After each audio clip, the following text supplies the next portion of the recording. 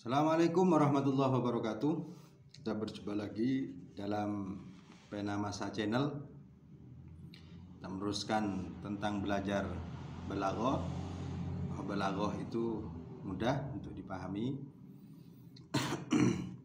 Tetap semangat, tetap belajar. Oke, kita teruskan. Kemarin sudah dijelaskan dalam part sebelumnya, sudah dijelaskan tentang wajah syibah itu apakah sesuatu yang mufrad atau murakab. Maka kalau mufrad namanya ghairu tamsil, kalau murakab namanya tamsili atau tamsili atau tamsil. Tapi dalam penamaan di dalam referensi itu langsung menyebutkan nama tasbih ghairu tamsil, tasbih tamsili. Tapi saya secara pribadi nih, boleh kalian tidak setuju, itu hanya wajhu syibah yang tamsil, wajhu syibah ghairu tamsil gitu. Karena di Taisiril Balaghah setelah wajah syibah itu ada yang mufrad dan murakkab dengan plus namanya, juga ada makna dalam wajhu syibah itu yang syai', yang langsung orang itu semuanya tahu. Ketika itu diungkapkan, semua orang itu tahu. Maka wajhu syibah seperti ini tergolong kepada wajhu syibah yang syai', ya, yang yang umum. Jadi maknanya itu kalau dalam pengertian klasifikasinya dalam kitab Taisirul Balaghah, klasifikasi Usamah Buhairi, itu langsung dikatakan qorib mubtadil, al-qorib al-mubtadil atau syai' begitu. Misalnya sya'run lailun. Sya'run itu disamakan dengan lailun, atau badrun disamakan dengan wajhun, itu langsung orang tahu bahwa wajhu syibahnya ya itu adalah bersinar, berseri. Nah, jadi wajhu syibah yang seperti ini karena gampang untuk dipahami, maka namanya wajhu syibah yang qorib mubtadil atau syai' begitu. Kemudian ada juga wajhu syibah ini yang sulit dipahami, orang masih berpikir. Jadi para ulama Bayaniyun juga mengatakan ini sulit untuk difikirkan, sulit untuk menemukan tasbihnya, wajhu syibahnya. Misalnya dalam Al-Qur'an itu wal qamara qaddarnahu manazila hatta ada kal urjunil qadim. Qamar yang berarti rembulan itu disamakan dengan al-urjunil qadim, pelepah kurma yang sudah tua atau usang. Ini apa persamaan antara pelepah kurma dengan bulan? Jadi di situ dikatakan hatta ada kal urjunil qadim, sampai rembulan itu kembali seperti pelepah kurma yang sudah tua. Di pelepah kurma yang sudah tua itu menjadi musyabbah B, disamakan itu adalah qamar atau rembulan. Nah, lekukannya ini ternyata lekukannya begitu, munculnya ini kalau sudah tua mungkin begini dari tangkai, dari pohonnya, ini terbitnya begini. Oke, dalam contoh yang lain itu biasanya para syair dalam bab ini menggunakan matahari disamakan dengan orang yang tidak ada jari-jarinya. Jadi begini, ini tidak ada. Nah, ini sesuatu yang yang ba'id ya. Yang jadi wajah syibah, makna wajah syibah, menemukan kesamaan maknanya ini masih harus berpikir gitu. Oke, jadi ini namanya ba'id ya. Ba'id gharib, jarang lah. Jauh, sudah jauh plus jarang begitu. Oke, itu saya kira pembagian tasbih ya.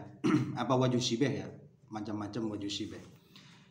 Kemudian di samping pembagian tasbih yang 4, ada mursal mufassal, ada mursal mujmal, ada muakkad, mufassal, ada baligh begitu. Ada bentuk tasbih itu yang menurut kebiasaan para penyair atau para syu'ara itu wajah syibehnya ini tidak mengikuti aturan atau teori terkait kanun qawanin yang sudah ditetapkan. Apa konun atau undang-undang dalam tasbih yang sudah ditetapkan?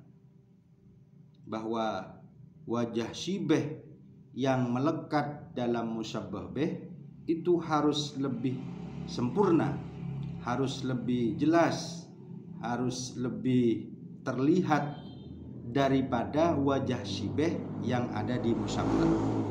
Misalnya anta samsun. Persamaan anta samsun itu mungkin sinar begitu atau bulat misalnya. Jadi bulatnya atau sinarnya matahari itu lebih terang daripada sinarnya anta. Apapun itu kalau ini redaksinya adalah tasbih secara kaidah seperti itu. Tetapi kebiasaan penyair tidak seperti itu. Melawan dari sesuatu yang sudah terjadi, yang sudah disepakati untuk terjadi. Nah, saya mengatakan kebiasaan penyair ini berarti konteksnya adalah sastra. Ada juga yang melawan dari sesuatu yang telah ditetapkan.